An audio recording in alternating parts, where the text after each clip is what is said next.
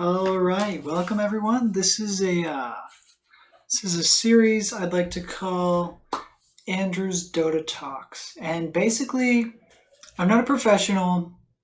I'm just a longtime Dota player that has quite the interesting game balance and stats, and I think this is a really good just place and forum for me to just organize my thoughts into a concise 8 to 10 minute section on specific things in the meta. So thank you guys for watching, and here it is. Okay, so this first video is going to actually be about Underlord and why I think he needs to be changed. So I think he's way too good at what he does. I think his weaknesses are really hard or frustrating to play around and even to exploit. And I think he's just unfun to play against. Like, if you've ever played against an okay to even good Underlord, it's just like the hero is so brain dead right now that it's just not in a good state for Dota 2.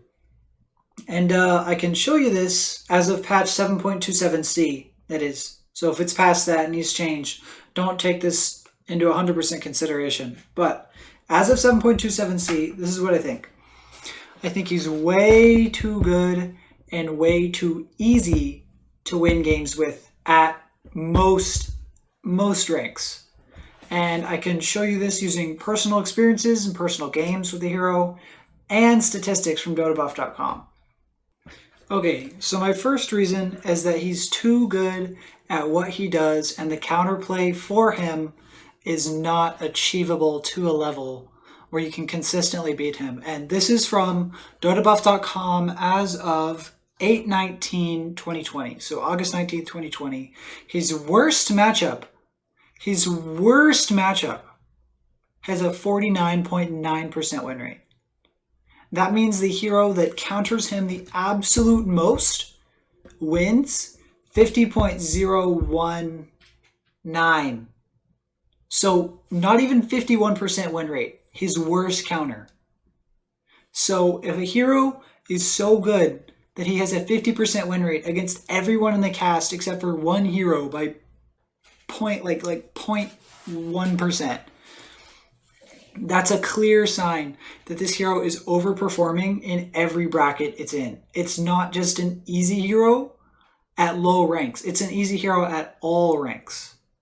And this is a problem because when you have heroes like Underlord, it just, like when Underlord's in your game, you have to counter the Underlord exclusively. Even if he's playing position 3 or 4, you can play him wherever you want, really. You can play him 2. I bet you can even play him safe lane. He's just so good. And some reasons why I think he's really good right now and really broken, basically, is his Q does percent damage and initial damage. It does percent burn damage and initial damage, which I think is absolutely fine. But the numbers got toned up quite a bit in the last few patches. He's just been getting tuned up and up recently.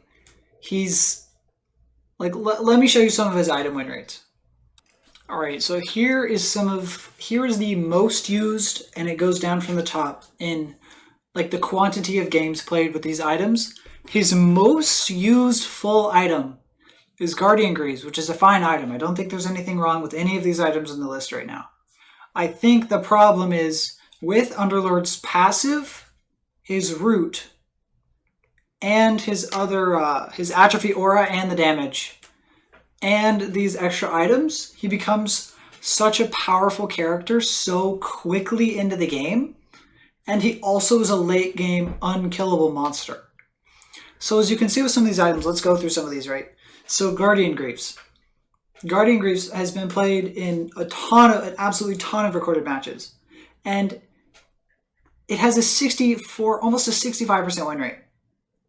Does that not seem weird that all these items have such high win rates? All these like not even when combined, like if the item is on Underlord and his end game build, that counts as a match played with the item.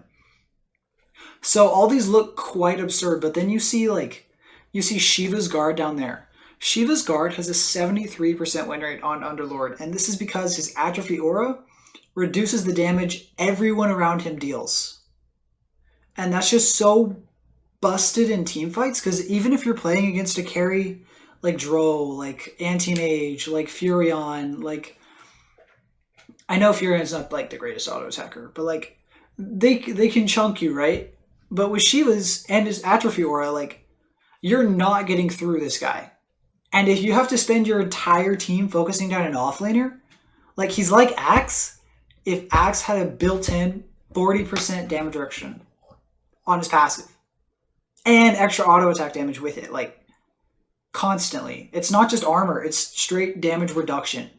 So armor reduction doesn't do enough. Like a Desolator doesn't even fix the problem against this guy, and that's why Shiva's is so good, because Shiva's gets rid of the Desolator debuff. Like the armor from Shiva's outweighs the Desolator debuff. And then the active from Shiva's, with his damage reduction, with something like a Crimson Guard or with something like a Blade Mail, the enemy carries literally can't hit you. Even with Lifesteal, they have to use their Satanic to even auto-attack you. But then if you buy a Pipe, which has a 62% win rate, or a Rod to root the carries in place, like, you're completely invincible in these team fights or these 1v1s. So then the entire enemy team has to ignore you, which is fine. Like, when you fight against Bristleback, you normally have to ignore him, right? The counterplay to Bristleback is to focus him last in the team fight, when you actually have lockdown, and are not have to focusing on his other carries or his other supports nuking you down.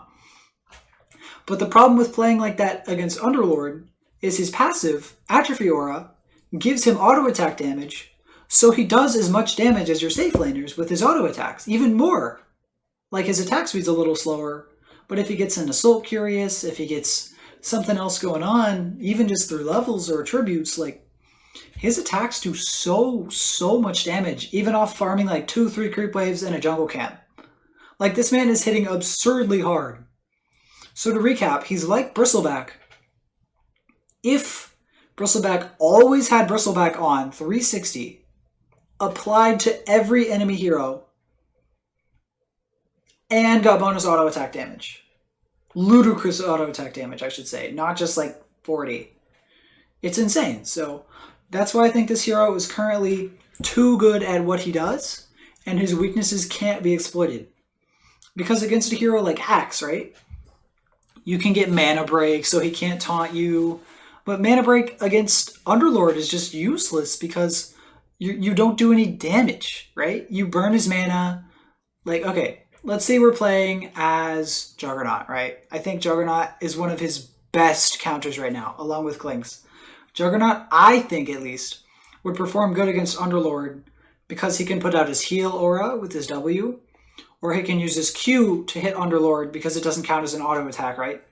And you're spell immune, so you can dodge the Shivas.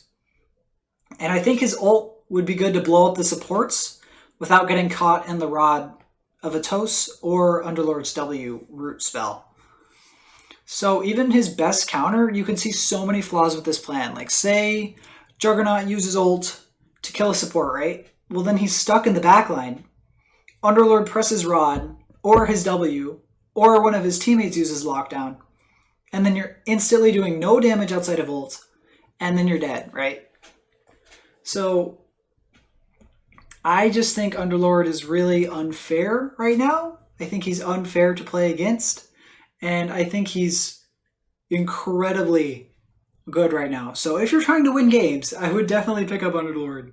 And he's not that difficult. Like he's not like an Invoker or a Storm Spirit where you actually have to like get your APM going, you have to get your brain going. No, with this hero, you just clear a wave, push the tower.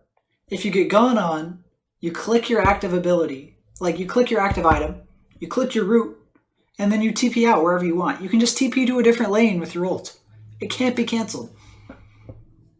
I think this hero is really ridiculous right now, and I think IceFrog definitely needs to put some thought into not reworking him, but definitely toning down some of his numbers, especially on his passive. Like, the Q alone, smashing through the waves, I think is fine, but the Q in a team fight with the damage reduction, with the items being incredibly good on him in every match, with his auto attacks doing so much damage, I just think he definitely needs to be toned quite down right now, because I think he has a 56% win rate on Dota Buff right now. So that's my thoughts about the hero, and thank you guys for watching. Let me know in the comments if you agree or disagree with anything I've brought up in this video. I will be willing to discuss and show you more information if you have a specific question. So thank you again for watching, and I'll see you guys next time.